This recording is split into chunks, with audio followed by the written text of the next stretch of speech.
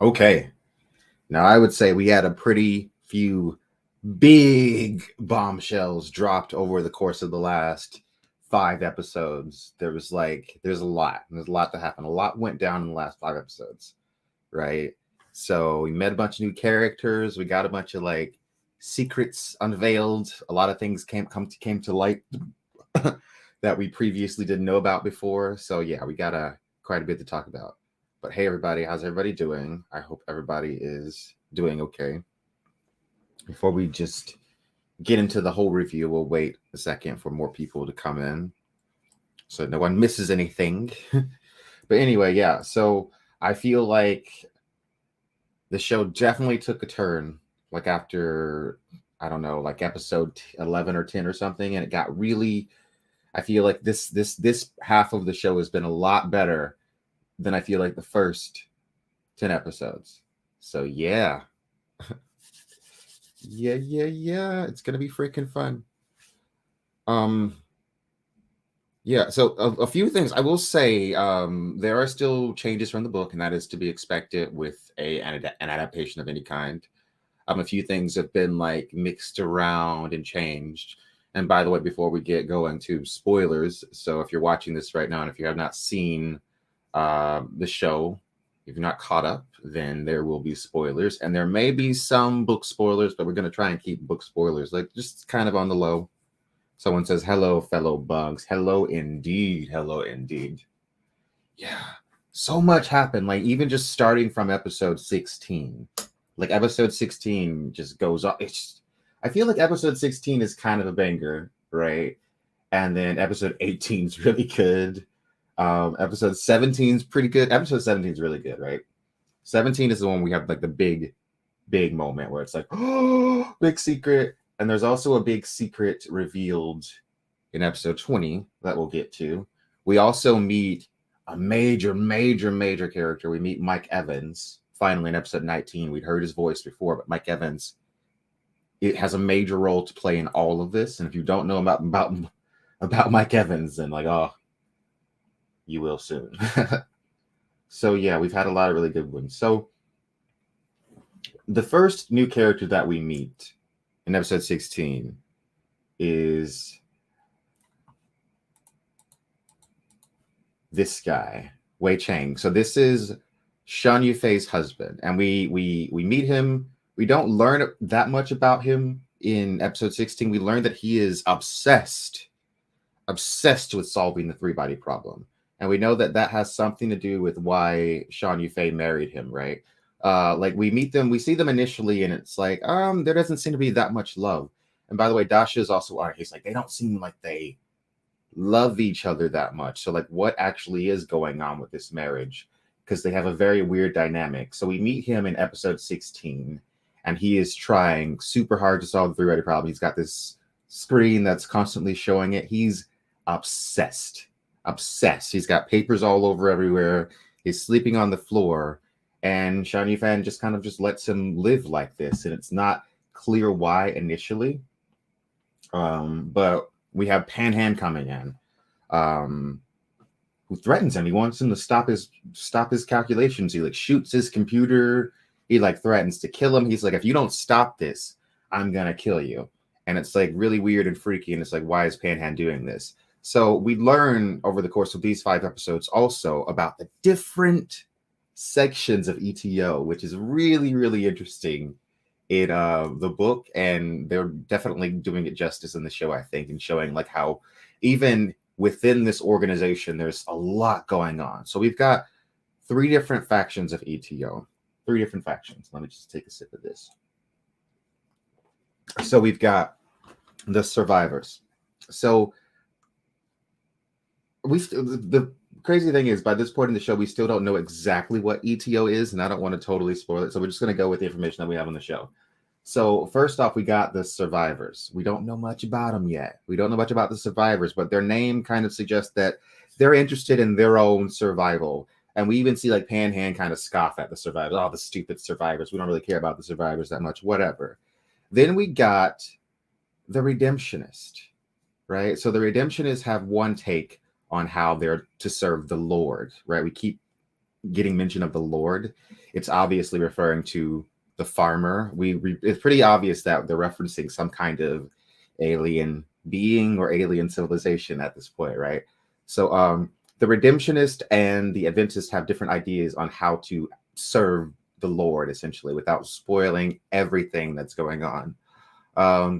So the Adventist take is more of a screw humanity take. The Adventists are kind of just like, we don't like humanity. Humanity is unworthy of taking care of the earth. Look what we've done. Forget about the Adventists. So that's what, I mean, that's forget about the redemptionists. So that's what the Adventists think. And Panhan is an Adventist. So he's like, humans suck.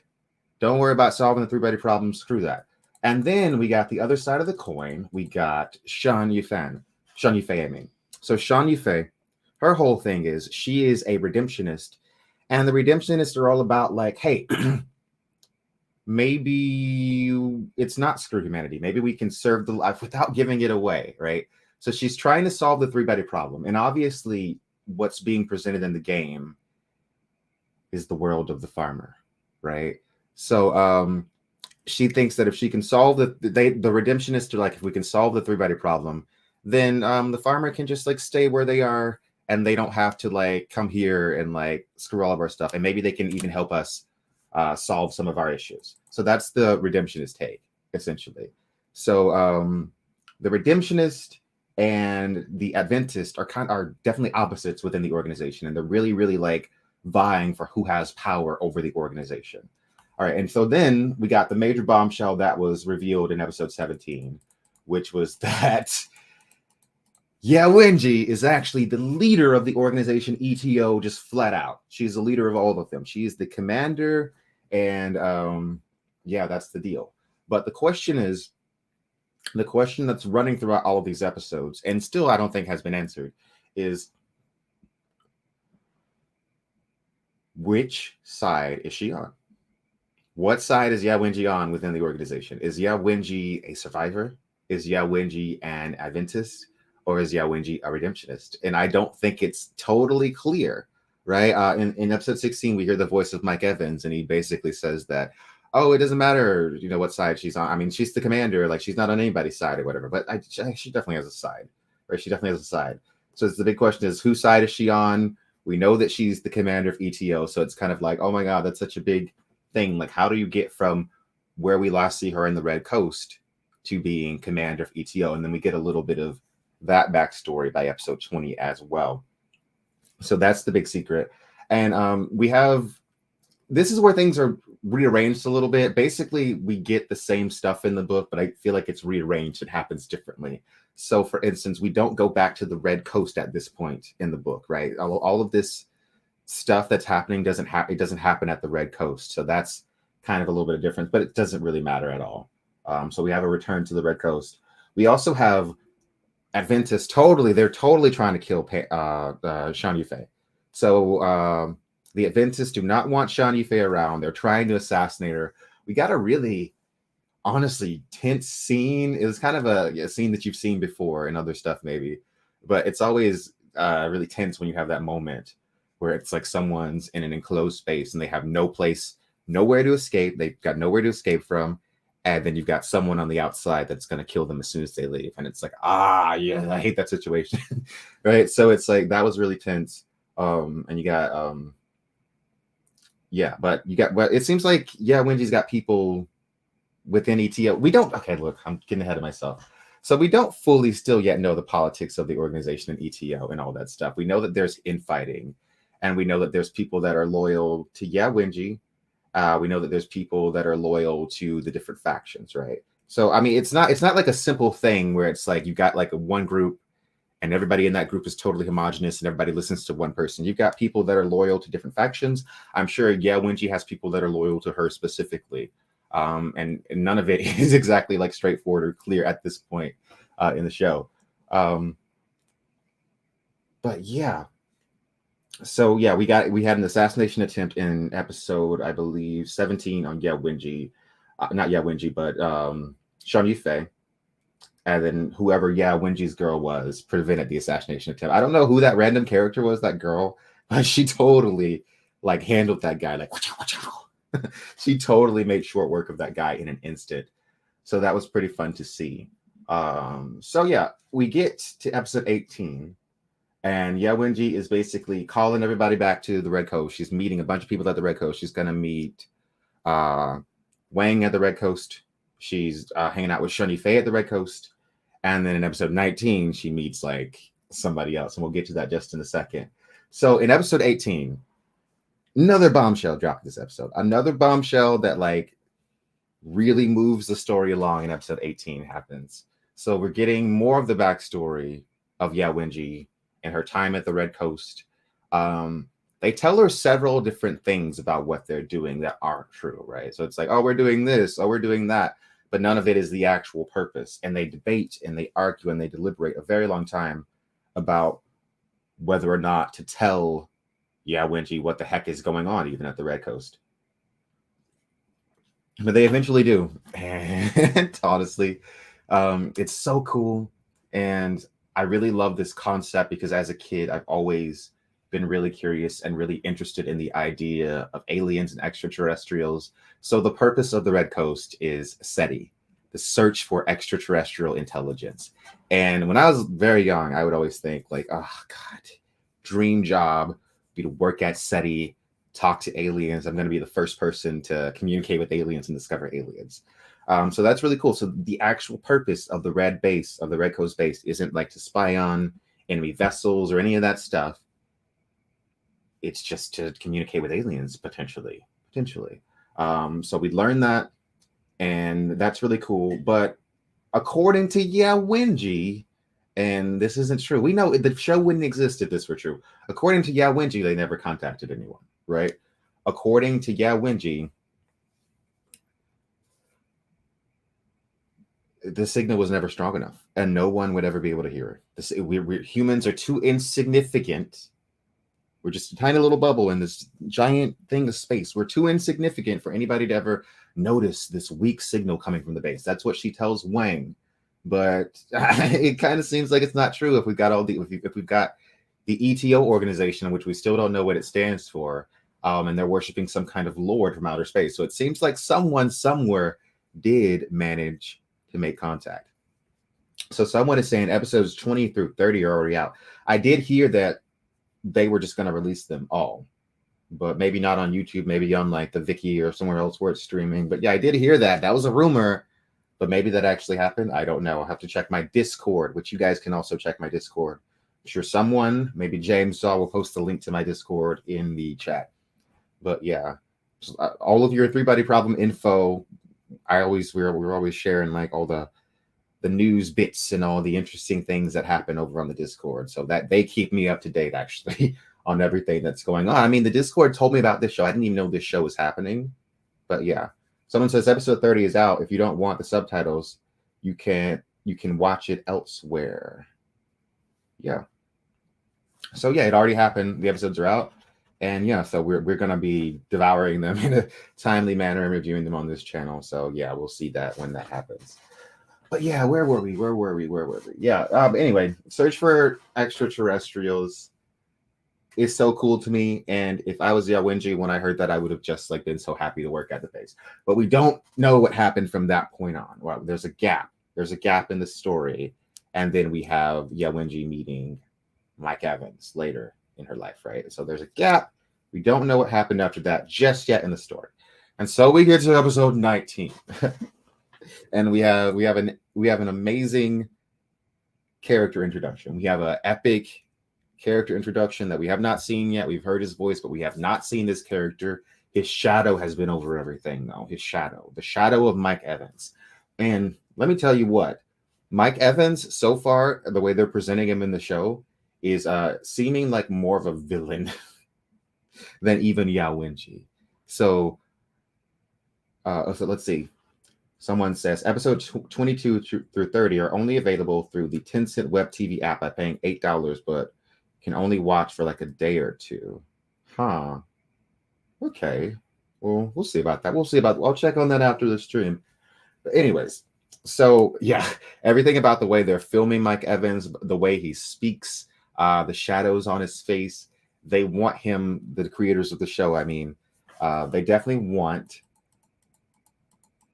I always forget to change my slides. They definitely want Mike Evans to be portrayed as the villain, right? So definitely he's got like some sinister happenings. Interesting hair too. Pretty cool hair. Pretty cool hair. So Mike Evans. Basically, the big reveal here is that Wengie isn't the only leader of ATL, right? She's the commander, but there's other people that have loyals in ATL. So Mike Evans is the leader of the Adventist. Mike Evans is also the funder of ETL. So way back in the day, when Wengie, when she created ETO, Mike Evans, this guy was the guy that gave her all the money to do it. He had the money to make it happen. He was like, he had a rich dad. He had the money to make it happen. It was something like that. I forget exactly what the deal with how he got his money, but he funded ETO. He funded the organization. And so it looked over the course of that time, Wengie and he have developed differences. Maybe there have been kind of schisms in the organization. So things have changed. Things aren't quite so simple as they used to be anymore. You got varying various leaders, various motivations, various ways in which people think how we deal with the Lord and how we worship the Lord. So it's weird and interesting, and it gets a lot more complicated from this point on, because it's not just Wengie ruling over ETO and they're just like evil and they want to help the Lord over humanity. It's not just that. It's a lot more complicated. It's a lot more deep, and everybody has like different ways of thinking. And everybody thinks about it a slightly different way, which to me, that's really interesting. That's what's really interesting in the book, and that's what's interesting here. It's right. So you've got the survivors, you've got the Adventist, and you've got the Redemptionist. They're all different, but they all have one thing in common. They're choosing the Lord over humanity at the end of the day. So like, what makes someone be willing to betray all of humanity? And the answer is a lot of different things. Everybody has their own different thing. Like, so the survivors are like, okay, the Lord's coming anyway, and we don't want to be treated badly. So like, we're going to help out the Lord if he treats us good. So you got basically the survivors are the pick-me's, the pick-me's of ETO. And then you got the Redemptionist. The Redemptionists are kind of like the suck-ups. The Redemptionists are kind of like the suck-ups. I guess you would say. They're like, oh, we'll help you in any way we can, Lord. We'll like fix your solar system. We'll help you anyway. And then you got the Adventist, right? And those are the ones that are just spiteful, right? It's like you're choosing mom because you're mad at dad, right? It's like, screw you, Earth, screw you, humanity. I'm gonna support the Lord, actually. So yeah, so that's I feel like is the most simplistic, the most layman's term breakdown of the organization and exactly what's going on, without totally entirely spoiling everything, right? Without totally spoiling everything. So the inner workings of the organization are really interesting, is what I'm trying to get to. So by episode 20, when we get to episode 20, we learn exactly how Wei Chang and Shan Yufei met, right? And it's kind of an interesting story. In fact, we actually learn way more about this guy in the show than we do in the book, right? I don't recall seeing very much of his backstory, right? So we learn that he's kind of been really good at math his whole life, right? He's really, really intelligent when it comes to math. He can solve the problems without even having to think about it. He's kind of got like that crazy mental skill, right? But he's kind of bored with his life eventually, and he's just like, whatever, I'm just gonna whatever, until he encounters the 3-body problem, this crazy problem in math. He's like, how can I solve this? And somehow some way Shan Yufei sees this, so she realizes that he's trying to solve the 3-body problem, and she's immediately like, you're trying to solve the 3-body problem, you have a different approach. I think she was more interested in the fact that his approach to solving it was different than anybody else she had ever seen. And at this point in time, she had already been like found by the organization. She had already been working on this, but she'd never seen anybody quite like him that was like, oh my God, he's like, he might really actually be the one to solve it. So that's the reason they actually get married, right? It has nothing to do with them like falling in love or anything like that. It's like, he's trying to solve this, he's obsessed, and she's also obsessed in a way, but she's trying to help the Lord. So she's giving him whatever he can to try and help him solve it. Like she's hired all these other people to try and help solve it, and it's like they're kind of spinning circles. And the big, huge thing that's revealed in episode 20 is that it's all for nothing. The point of the game is revealed. Here's the point of the game. The game is it's so you realize that there is no three-body problem. Not that there is no three-body problem, but that it's unsolvable. You cannot solve the three-body problem. It's impossible to calculate the motion of three orbits or whatever the heck. It's just straight up impossible. You cannot do it. Sean Yifei, the Redemptionist, their whole thing, they're out of luck. You can't solve it. You cannot find a way to predict the motion of the suns of the Lord's homeworld. So the Redemptionist entire side doesn't ultimately does not matter. And that's a big thing. But it brings up the question. If the game knows this, and the game has this pop-up at the end where it's like, three-body problem can't be solved, right? Who built the game? Right? So it has to be a faction in ETO. It couldn't have been the Redemptionist, right? Because the Redemptionist thought the three-body problem could be solved. They knew it could be solved. It has to be someone. Yeah, but we're not going to get into it entirely because it's probably going to be revealed later in the show. But yeah. Someone says the game makes no sense either. If you are going to conquer a planet, why send the planet your war plan ahead of time? Well, that's the thing about the Trisolarans. Spoiler alert. That's the thing about the farmers' race. Is in this we get to this in the second book as well. Is that they don't really get deception. They don't really get it. That's not a thing that they've evolved to have a need for. And then we understand even more clearly why. I think we get some understanding of that at the ending of this first book. We understand why. It just has to do with the biology of the Lord, right? So that'll be more explained later. They have problems with deception. Telling lies is not something they evolved to be able to do. So yeah, I mean, but I have questions about the game too. The game is a little bit like, what is up with the game? Not exactly everything is answered, but you know, it's more about the concept than like the literal, like, oh, this is a literal game and literal whatever. You know what I mean? That's the thing I always say about science fiction is that, you know, the thing about science fiction is that it's not possible most of the time, right? Like for instance, if you're a fan of Star Trek, right, the holodeck doesn't make any sense, right? The holodeck, I mean, it makes sense from within universe, kind of, but the holodeck, how are we constantly walking and not hitting the wall? It's like the holodeck can make like physical structures have like actual, you know, weight, and you know what I mean? It can. It's not just holodeck. So it's like, that's not possible? You know, warp speed probably isn't possible. Lightsabers are not something that's possible. And that goes for every piece of science fiction. I feel like, well, most there's some science fiction which is really trying to extrapolate, you know, logically how we make this happen. But always at some point in time, you're doing some bit of speculation. You're making something up because like we don't have that technology in the real world, right? So I mean, there is the fiction side to that, and I think a lot of times people will say, "Oh, this is a plot hole in science fiction because that's not possible." I'm like, it's not a plot hole. It's the conceit that you have to make when you're reading it. You just, okay, you know, I have to accept that this is the way this universe works. You know, it's not my universe. It's the fictional universe, the science fiction part. Yeah.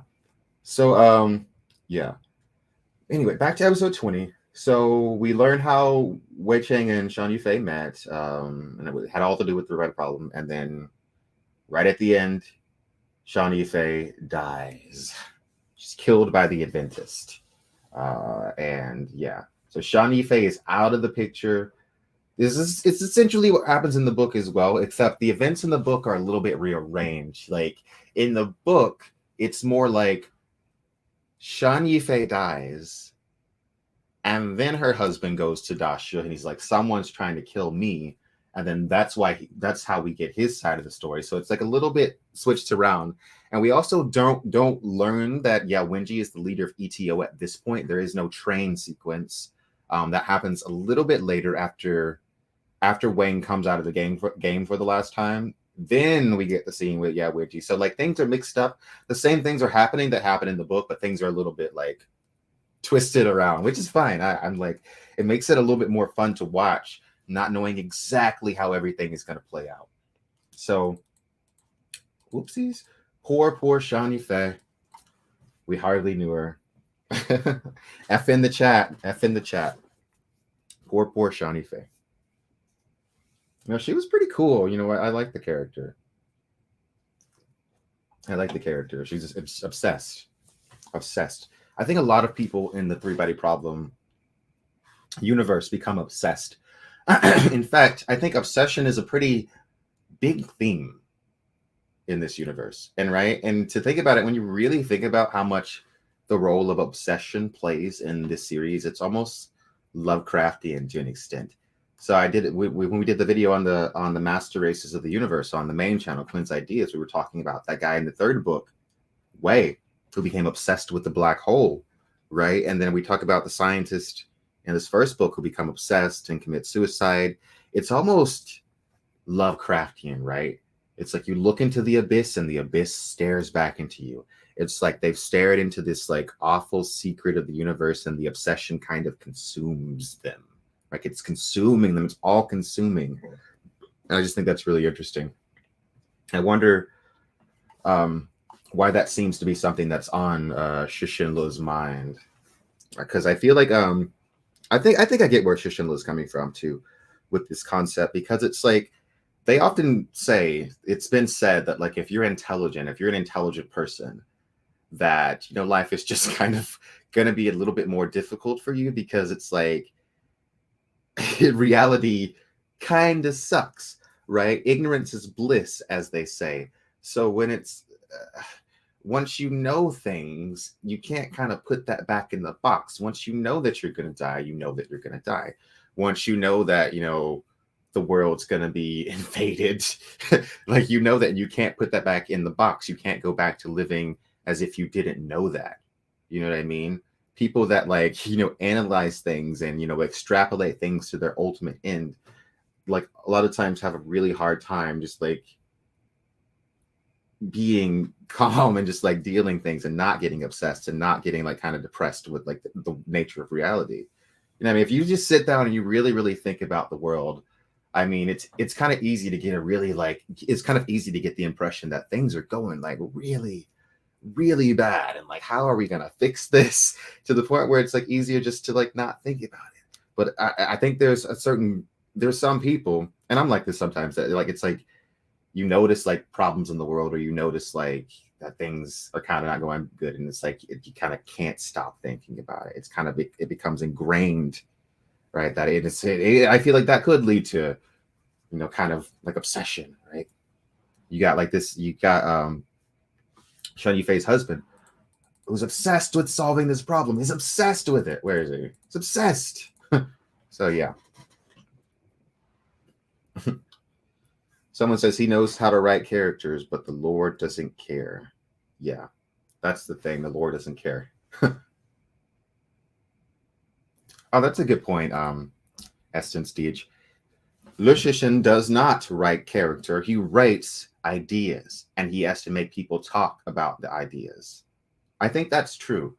I think that Le Shishin is not a character guy. He's not like a George R.R. Martin. He loves science. I think Le Shishin loves science. He loves scientific concepts, and he's very interested in exploring those concepts and sharing those ideas, and not really interested in like creating a story, creating a narrative, not really interested in like giving the characters that much personality or like backstory or anything like that. Someone says his characters are extremely romantic people. That is true. That is true. I see that a lot. Totally get that, and especially with that continues throughout the books. I feel like with Shang Xin, definitely very romantic character. I don't Luigi later on, not so much. Luigi's a little bit cynical. I feel like, definitely a lot of them are. Someone says breaking away from the orbit of the sun is a lot simpler direction than breaking away from trisolar gravity. True. I assume you're referencing Lucian's Wandering Earth, which I just covered that short story over on the main channel if you have not seen it. It's a cool short story written by Lucian about Earth in the future, and we find out that the sun is going to suddenly expand and we got to get the heck out of Dodge. So they decide to move the entire planet. And that's another one where you get a bunch of people saying, like, oh, that's impossible, that couldn't happen. But it's like, hey, it's a what if. That's the point of science fiction. It's like, what if we could do this? Like, how potentially would we make it work? So, and what potentially would happen, right? And so that's a cool one. Thank you, James, for linking that in the chat. Let's see what else happens. We'll be right back. Give me 1 second. I got to go get some water. We'll be right back, guys. 2 minutes.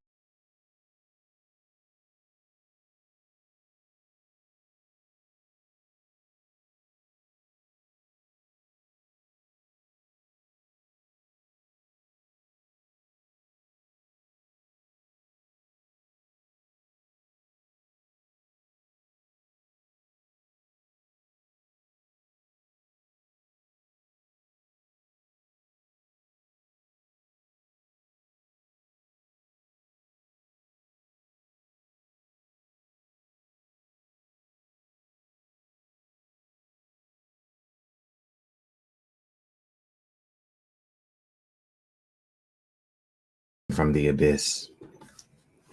I am back. Someone says, ironically, Wandering Earth isn't even the best short story in the Wandering Earth book. Interesting. Interesting indeed. I hear The Village Teacher is really good. That's the one I'm going to read next. Very curious to see other stories from Shishinla, right? So I have a bunch of the books. We're going to go through some of them. I'm going to get to Ball Lightning and Supernova Era. It's going to be fun. And I'm also probably going to be watching the Wandering Earth movie. So there's 2 of them out now. So there's Wandering Earth 1 and Wandering Earth 2. So I will get those watched and we will come here and review those on the channel. So these are, I'm pretty sure they're loose adaptations of the graphic novel, because the graphic novel is, well, the short story and the graphic novel are kind of short. It's just like one short story. And this is 2 movies. So is it like the whole thing? Is it the whole thing? I feel like they've got to add characters, right? I hear the movie is more international, whereas like the short story is more focused on China. So I'm definitely gonna watch it, and it's gonna be exciting.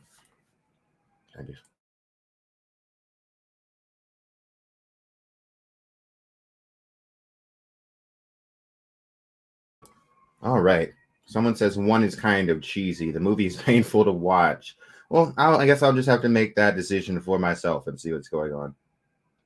Someone says The Village Teacher was made into a film as well, but the story was totally changed.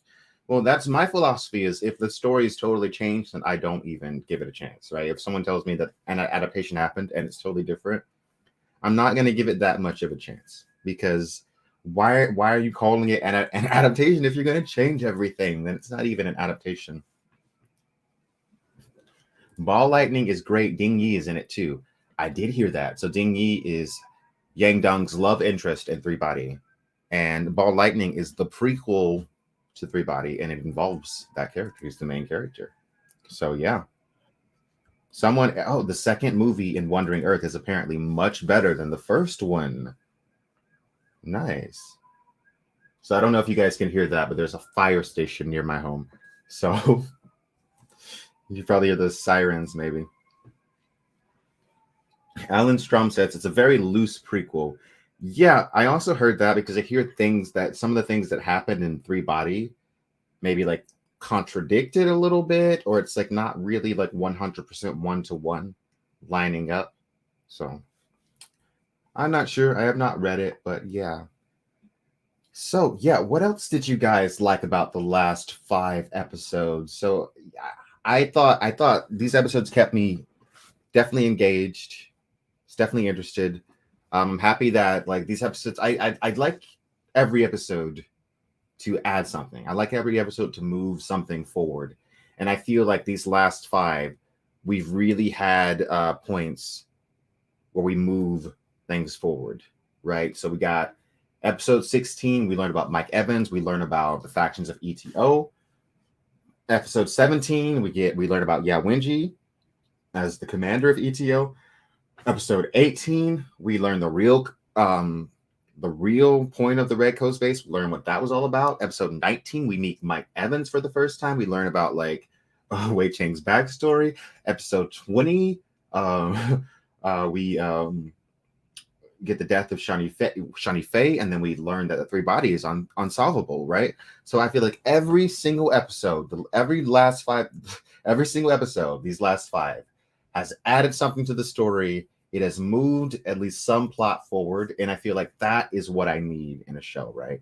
I felt like some of the like early on episodes, like when we were reviewing 1 through 10, I kept saying that they were like circling the same plots over and over again because some of those episodes felt like they were just like doing the same thing over again, doing the same thing over again, doing the same thing over again.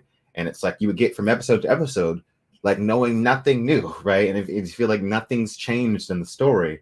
But here, we're not at that point anymore. And it's really, really moving. And that makes me very excited for what happens next.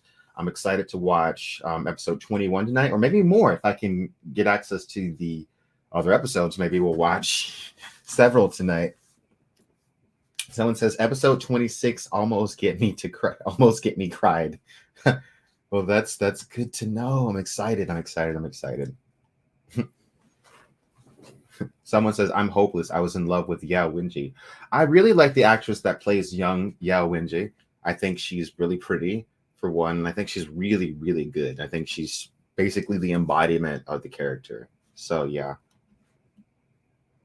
Mm-hmm. Yeah, so I actually really liked the scene. I don't think I have a screenshot of it, but the scene in episode 20 where they go back into the game and then they actually figure out this guy creates the model that figures out that the 3 body problem is actually not solvable. We can't solve it. It's a really good scene. And I think that's it for the game, unless they diverge from the book. If I'm not mistaken, I think that's it for the game. And I think now we move on to the big boy stuff. And then hopefully at the end, I don't know how many of you have watched to the end. I haven't yet, but I'm hoping that the Trisolaran parts look good, right? So when we get to the farmer's homeworld, and if we see all that stuff, I'm hoping that all that looks good. I'm very, very, very excited to see that. More so than anything, probably. I'm excited to see like that because like my imagination while reading that, like I barely know what I imagine. It's almost like I said, that section where we finally see the farmer's homeworld, it's written as though a human is speaking, but the thing that's speaking is not by in any shape of the imagination. It's not it's not human. Right? So it's like that to me is really cool. Mm-hmm. Someone says it's gonna look crappy. Well, I mean, you gotta give it a chance first. Give it a chance first. Give it a chance first. All right, because I have not seen it. Someone says, where can I find the show? I've been watching on YouTube's Tencent channel, and they only have up to episode 12, I think. I think they release them differently if you're not a member of their channel. So that's the deal, right? So if you were a member of the channel, then you would have more episodes. So I think that's the deal. So I think the rest of the episodes will be released at some point in the future. You just have to wait. That's what it is. So yeah. Someone says, I just hope they don't have 4 limbs. I don't know. I mean, there's a lot of ways you could portray it. And then there's a lot of ways that the portrayal could go totally wrong and not look that good. But, I got my fingers crossed. I don't know what they're going to do. And also, I also don't know what the Netflix show is going to do. because I'm just gonna say this: people in charge of the Netflix show, David Benioff, Dan Weiss, based on what I saw in Game of Thrones, are not the most creative people, right? So they basically, the thing that happened when they were in charge of Game of Thrones is that you would have like this really awesome scene described in the book, and then they would take that scene, strip it of most of the things that made it really interesting and cool, and go for this like really stylized thing, even if it didn't make sense. I feel like their philosophy when it came to that sort of stuff was always like, look cool over making sense. Look cool over making sense. And I feel like it would be a total shame if they bring that same type of, to me, lack of creativity to this show, because that would be really annoying, right? I will, because we need things to more than look cool, right? We need it to make total sense, especially with something like this, especially with Three Body, right? One of the most interesting and cool science fiction series that I've read in a really, really long time. We need everybody to be on their A game. So I hope when it comes to the Netflix adaptation that David and Dan have learned a little bit from Game of Thrones, and I hope they're willing to give other people the reins more often, more people that I hope other people have more input on it, right? And I hope it's more like they're the showrunners, but other people have the creative direction. Other people are really like driving it. So someone says, Quinn, do you subscribe to Dark Forest theory? You mean in real life? Well, I don't know. I mean, I feel like it sounds plausible, but if it's kind of depressing, right? If like you actually like believe it. I mean, the only answer I can give is I don't know. Like, because I mean, we don't have any evidence. It's more of a, we're throwing around the word theory. It's more of a, when it comes to, you know, like science, it's a hypothesis, right? It's a hypothesis. It's not a theory. We don't have any actual evidence that it is the case. So I really can't like say that I like totally subscribe to it or believe in it, because we don't have evidence that it's actually true. So I mean, that's all I can really say about it. But if it does, I will say that the Dark Forest hypothesis totally seems plausible, but that could just also be the fact that we're coming at this from a very human perspective. Maybe it's because, you know, we're humans, we view the world in a certain way, and thus we view the universe in a certain way. Like our thinking is informed by, you know, millions of years of evolution.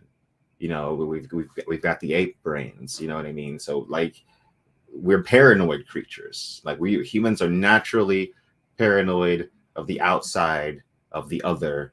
So of course that like seeps into, you know, like sometimes how we write things. You know, Lucian isn't the first person to, you know, write about the potential of the Dark Forest hypothesis. We talked about Charles Pellegrino, the Killing Star, on this channel, and there's other people that have written about this, I think, in the early 80s. So Shishin Le wasn't the first person to, you know, think that up. But I mean, I'm sure like even before the early 80s that someone had thought about that idea too. But do I believe it? I can't say I believe it, but I get why it's plausible, is what I'm getting at. That's what I'm getting at. Someone says we are bugs.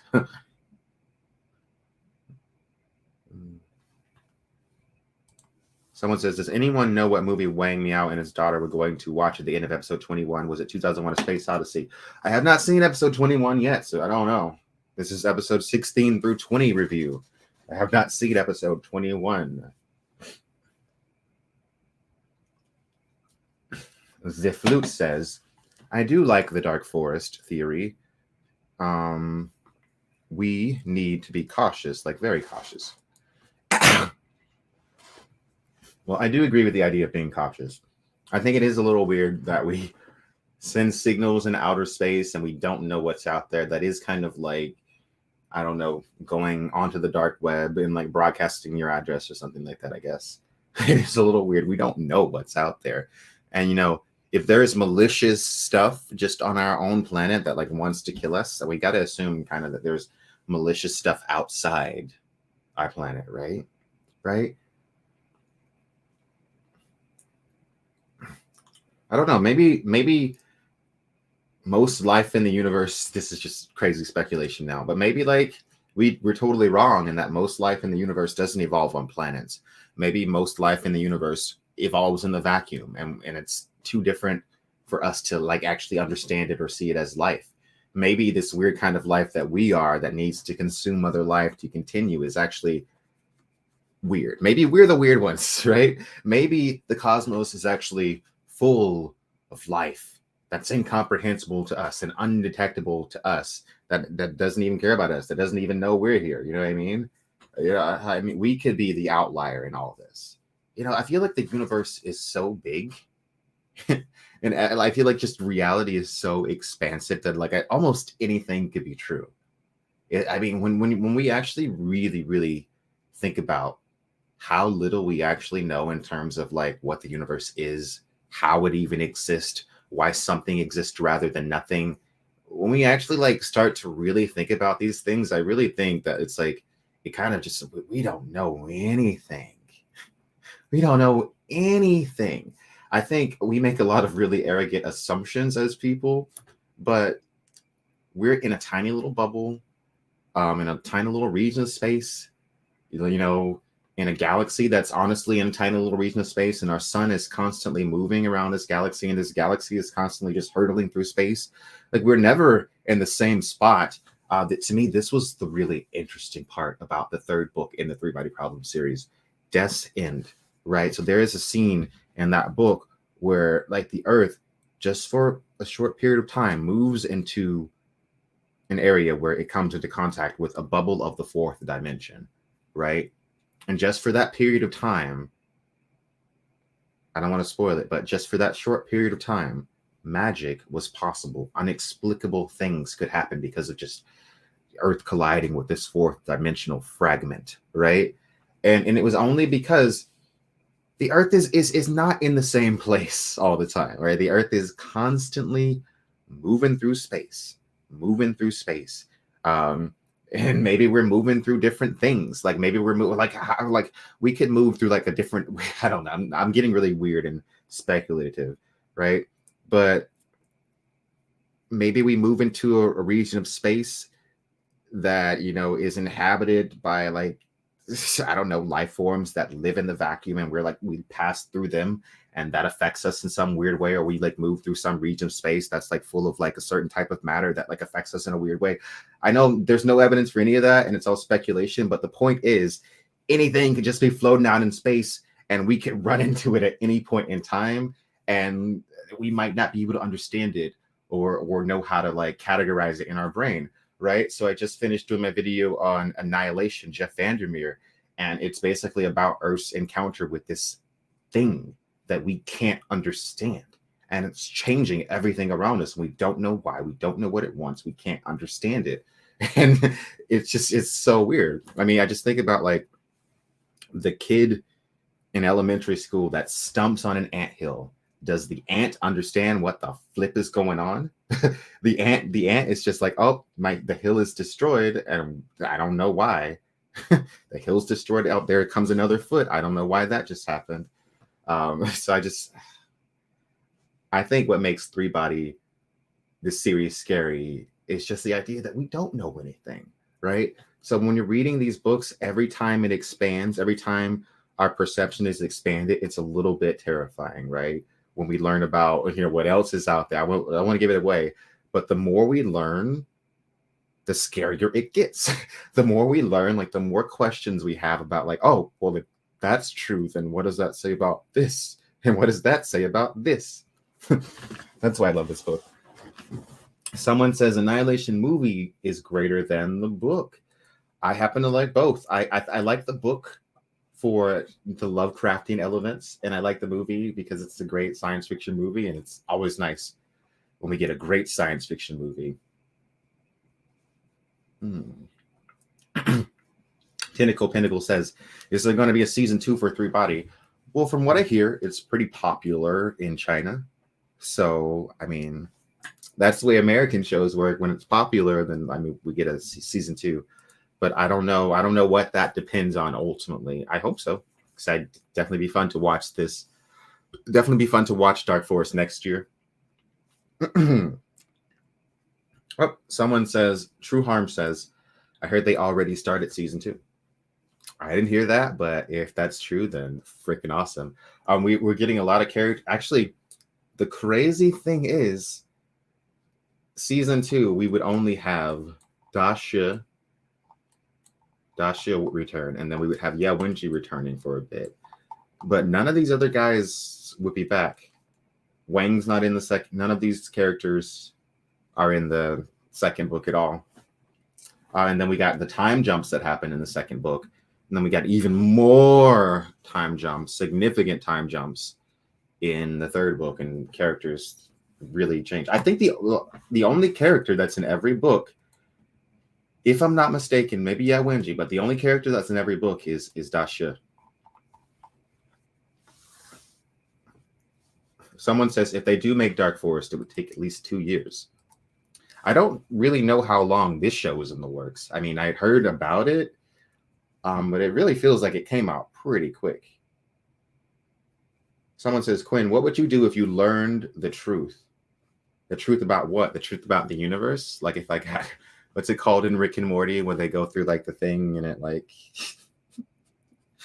I forget what it's called. They have the like psychedelic trip, cosmic something. I forget. Like, I don't know.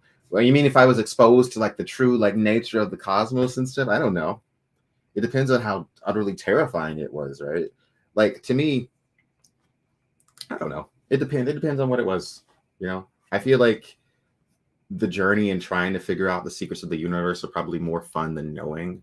So I feel like if I like, oh, this is what the secret of the universe is, like eventually it'll be like, oh my God, what's next? I think that's the weird thing about humanity and the weird thing about being a person, right? Is that, I don't know. We're always like, what's next? We're always like, what's next? Which is why like infinity is super weird, because I feel like no matter how much you achieve and no matter how much you do, you're always going to be like, what's next? What's next? What's next? And then when we try to perceive infinity, like if you think about living forever, that concept is really like scary to a person, or at least to me, right? Because it's like to constantly be moving and to constantly just keep that idea is just freakishly terrifying to me. It's just like the constant existence. But then on the flip side of that, the idea of annihilation, obliteration, oblivion, you know, death, not existing, it's also existentially terrifying, right? So like the idea of existing forever and also the idea of ending, in my mind, are both just horrible, just freakish to me, right? Yeah. And that is the human dilemma, or at least that's my dilemma. That's my dilemma. What are we talking about in the chat here? Someone says the expression of love in Chinese culture is very implicit and does not like kissing in public. Interesting. It's been very interesting to hear from Chinese followers of mine, just like little tidbits about Chinese culture, because all of the little bits of information about Chinese culture help me to help inform my perception of this series and this show, right?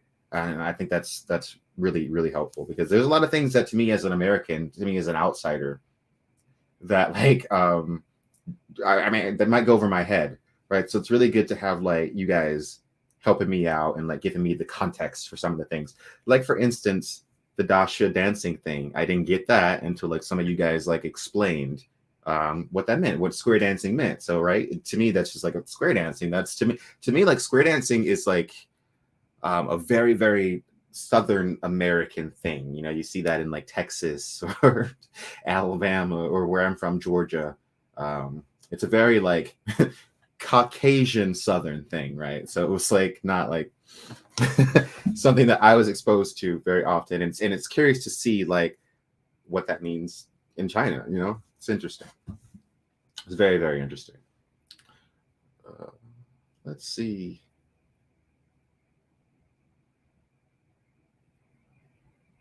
Someone says paying to watch the last 10 episodes is only for a limited time. All right. So if you pay, you have to like basically binge them and then it goes back off. That's a little weird. I've never seen it be done like that anywhere else. All right. So, do you guys have anything else to say about these last 5 episodes before we wrap things up? Square dance for us now, Quinn. I wouldn't even begin to know how to square dance. I wouldn't even begin to know. Someone says it's a money grab. Kind of seems money grabby. If I'm not gonna lie, it does seems a bit money grabby. I'm not gonna lie. Not gonna lie. Yeah. Someone says Wang shows little affection towards his wife. Well, in the show, he shows more affection towards her than in the book. In the book, like he like totally ignores her. I feel like it's like she's barely a character in the book. Re-upping an earlier question, the show had changed things by giving access to Panhan's computer. I don't know what you're referencing. The show had changed things by giving us access to Panhan's computer. I don't know what you're referencing exactly. Someone says, is the telescope comic relief guy gone now? Yeah, what happened to that guy? He seemed like he was just like a major player at first, and now I don't know. I probably just like I'm not gonna say it. I'm not gonna say it. It's like weird, like how the scientists, they've been like committing suicide. I'm just thinking like maybe just like I don't know, off to himself. That's not even funny. Why am I laughing at it? That's not even funny. But yeah, he was kind of annoying just a little bit. But I don't know what was up with that actor. There was also like a couple of adverts that were playing during some of the earlier episodes that he was in. So I thought like maybe he was like a famous comedy actor in China, and then that was like that's why he was also in like the funny advert or whatnot. But yeah. Someone says he's not dead in the show. No, he's not. I don't think he's dead. I don't think he's actually dead. He's hanging out somewhere. He's off doing his thing. Still trying to figure it out. Someone says, was anybody else affected by reading the book the first time we all became aware of it? I'm in Australia, and for the first time, it seemed like we were trying to fight off dooming ourselves in early 2022. Yeah. I mean, after I read the 3-Body Problem series, I was very affected by it. It was one of those things where I could not stop thinking or talking about it. And I always know when I read something that I can't stop talking or thinking about it, that I need to make a video. Would Quinn be an Adventist or Redemptionist? If I had to be, if I had to join ETO, I would probably be, if I didn't know all the information, I guess I would have to be a Redemptionist, because I would more like want, I would more want to help the Trisolarans fix their junk and not come here. I'd be like, okay, if we can help you solve your stuff, can you just leave us alone? That would be more me, right? I'm not on the side of just like, I hate humanity. And I'm definitely not on the side of like, I just want to survive and, screw everybody else. So I feel like Redemptionist. Redemptionists seem like the most noble to me of all ETO. Someone says, is it me or does this show suck? I mean, not everybody's going to like everything, Not everybody's going to like everything. I'm sure I feel like, here's the thing.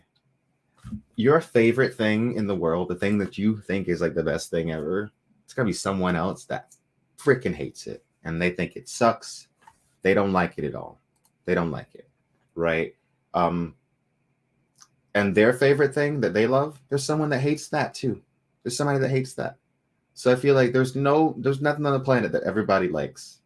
Like you might really love All I Want for Christmas Is You. There's a lot of people that don't like that song, right? There's a lot of people that don't like it, Yeah, to each his own. And that's my philosophy. And I feel like that is true in every thing possible, Someone says, where's the dog? Siona, girl, what are you doing? I think she died. Siona, come here. Siona, there she is. Everybody say hi. Everybody say hey to the dog. She doesn't even know that she's being filmed right now. Do you know that you're being filmed? Siona? Are you working with ETO, Siona? She's working with ETO. Oh, she's extremely lazy. You have no idea. Extremely lazy. Just look at it. It's like, okay, I'm going back to bed now. Leave me alone. Get out of here. Get out of here. Someone says, where exactly is the sci-fi in the show? Have you not been watching the same show? This show is more sci-fi than most like science fiction American movies. Like, I guess at this point, it's like, I guess at this point, it's just like straight up science. Like they're literally doing calculations and trying to solve them through every problem. But like, I mean, it's a slow burn. I'm not gonna lie and say it's not a slow burn, but I mean, like, yeah. I did wake her up. I think though. So okay. So Quinn, have you heard about the Stargate review? Stargate reviewed. I have not reviewed. I say reviewed. Stargate reboot. I have not heard about that. That's pretty cool. Okay. Anyway, guys, I think it's time we got going. I think we covered. We had a nice discussion on the last 5 episodes. I thought they were really entertaining. We've really gotten going with the story. It's gonna be exciting to watch the next 10 episodes from here on out. Yeah. So just been really fun. Just watching the show so far. And thanks, guys. Make sure you like this video if you've been watching the whole time. Just hit the like button. It really helps out. Hello to all of the people on Billy. I see you over there. I noticed that in the Billy comments. It translates to Station B. Is Station B what Billy is called in China? I don't know. It could be a problem with translation, but I know like all of my streams get uploaded to Billy and they get way more views. At least my streams do. The streams that I put here get way more views on Billy than they do on this channel. I don't know what it is. It's just way more popular. But anyway, thank you guys, everybody all around the world that's enjoying the content. Check out my main channel, Quinn's Ideas, if you have not checked it out. I'm sure most of you have. Anyway, peace out, guys. Thanks for watching. Thanks for sitting here with me. And yeah.